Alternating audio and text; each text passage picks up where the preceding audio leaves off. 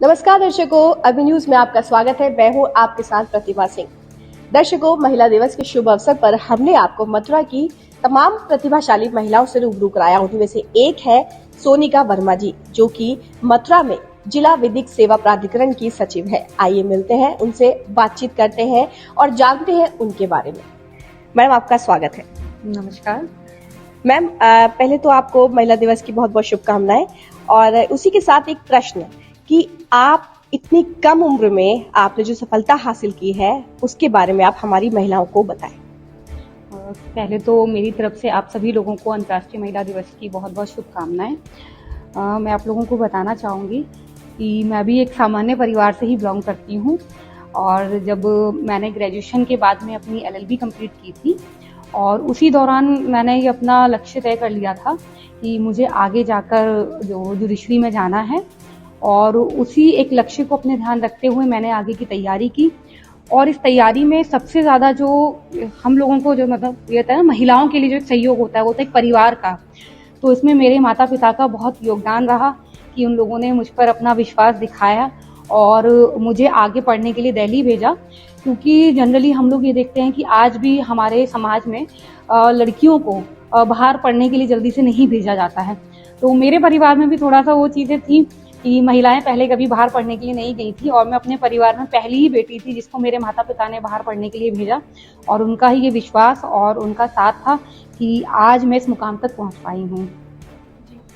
अच्छा, जैसे कि आप महिला हैं, हम भी महिला हैं। समाज में जब हम बाहर निकलते हैं तो कई सारी परेशानियों का सामना करना पड़ता है एज ए बीइंग लेडी।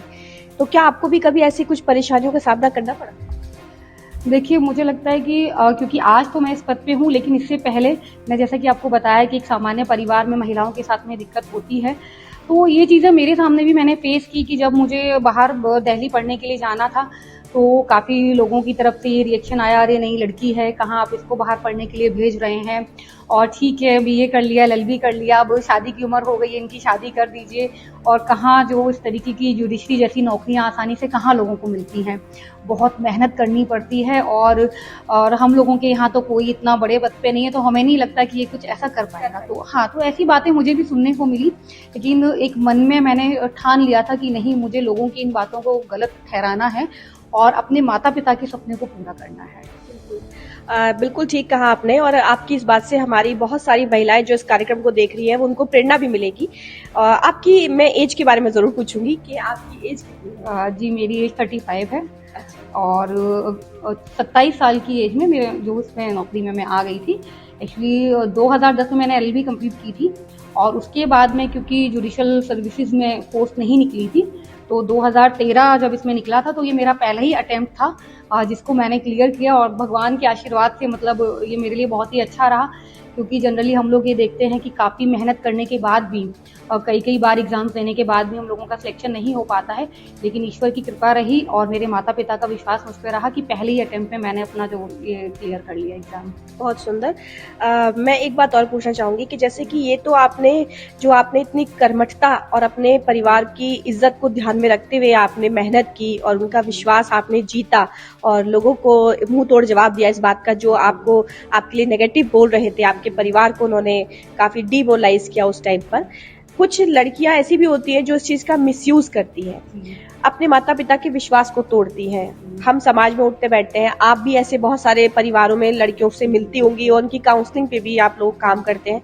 उन लड़कियों के लिए, उन महिलाओं के लिए आप क्या कहेंगी? उनके लिए भी एक मैसेज आप दीजिए कि क्या वो अपने परिवार का विश्वास तोड़ती है, उनको परिवार वाले भेजते हैं, जिस तरह आपके परिवार वाले आपको मना कर रहे थे उसी तरह उनके भी बहुत मना करते हैं, फिर भी वो भेजते हैं अपनी बच्ची को पढ़ाने के लिए, लेकिन बच्चियां उसका मिसयूज करते हैं। उनके लिए आप जरूर कुछ कहिए। देखिए, मेरा मानना ये है कि अगर हमारे माता पिता हम लोगों पे इतना विश्वास करके चलते हैं तो हम लोगों को उनको विश्वास को बनाए रखना चाहिए। क्योंकि मतलब जब मैं तैयारी करने के लिए गई थी तो मुझसे किसी ने कहा था कि बेटा बस एक बात ध्यान रखना कि तुम्हारे माता पिता ने तुम्हें विश्वास करके भेजा है, कभी इनका दिल मत दुखाना। क्योंकि अगर तुम अपने माता पिता का दिल दुखाओगी तो कभी अपने लक्ष्य को प्राप्त नहीं कर पाओगी। तो मैंने हमेशा अपने जहन में ये बात रखी और आगे भी मैं जो हमारी जो महिला जो साथी उन्हीं लोगों से मैं भी यही कहना चाहूँगी कि हमेशा इस चीज़ को अपने ध्यान में रखिए कि कभी अपने माता पिता का दिल मत दुखाइए, ठीक है। और जो लक्ष्य आप जिसको आप पाना चाहती हैं, बस केवल उसी पे अपना ध्यान केंद्रित रखिए। बाकी चीज़ें तो ये है कि अगर आपने अपने लक्ष्य को प्राप्त कर लिया तो सारी चीज़ें आगे की राह आसान हो जाती हैं। और आजकल हम लोग ये देख रहे हैं कि भैया समाज में परिवर्तन आ रहा है, तो माता पिता भी अपने बच्चों की खुशी के लिए ही अगर कुछ ऐसा भी है तो उसके लिए वो लोग राजी हो जाते हैं। लेकिन पहले आप अपने माता पिता का उतना विश्वास जीतना बहुत ज़रूरी होता है उसके लिए। लाल चश्मा घर 25 सालों से आपकी सेवा में। लाल चश्मा घर, जहां मिलते हैं आपको Rebel, Titan, Prada, Boss, Armani, Oakley brand के चश्मे, साथ ही अत्याधुनिक मशीनों द्वारा आंखों की जांच भी उपलब्ध है। तो आइए लाल चश्मा घर, भूतेश्वर मंदिर के सामने, मथुरा।